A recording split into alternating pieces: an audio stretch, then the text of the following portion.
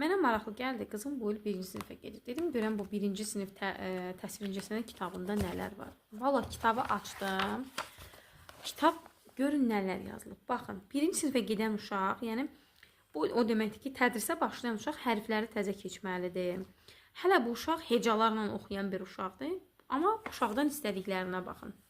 Rəsm əsərində gördüklərinizi şifahi olaraq təsvir edək. Əsərdən nə görürsünüz?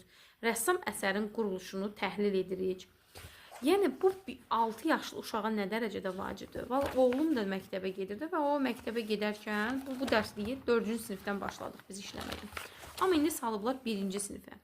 Baxın, dərslik o qədər çətin dərslikdir ki, yəni buradan uşaq nə qazanacaq, qatqıları nə olacaq mənə çox maraqlıdır. Yəni bizim uşaqlar bu kitabdan nə dəyər qazana bilər? 1-ci sinifdə uşağın, yəni çizim qabiliyyəti nə dərəcədədir? Yaxşı, çizimi qoyduq o tərəfə. Baxın, dərsliyə baxın.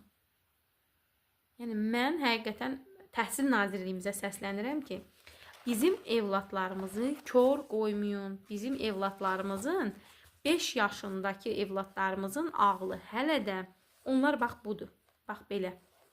Onlar hələ böyüməyiblər ki, siz onlara belə bir əsərlərin təhlili haqqında 6-cı sinif, daha doğrusu 6 yaş uşaqdan nəsə istəyirsiniz. Bu 6-cı sinifdə istəyə bilərsiniz, 5-ci sinifdə istəyə bilərsiniz. Nə dərəcədə düzgündür ki, belə bir kitab tədris eləyəsiniz. Baxın, dərsliyin içinə baxın, rəngarəng, naxış, muzey, miskərlik, heykəltaraşlıq. Həqiqətən mən özüm şokdayım. Yəni bunu hansı ağılla, bəlkə mən savadsızam, bizim Təhsil Nazirliyimiz çox savadlıdır. Ona görə də yəni onlar 6 yaşında uşağa bunu necə deyim, rəva görüblər ki, 6 yaşındakı uşaqlar buradan nəsə nəticə çıxarda bilərlər.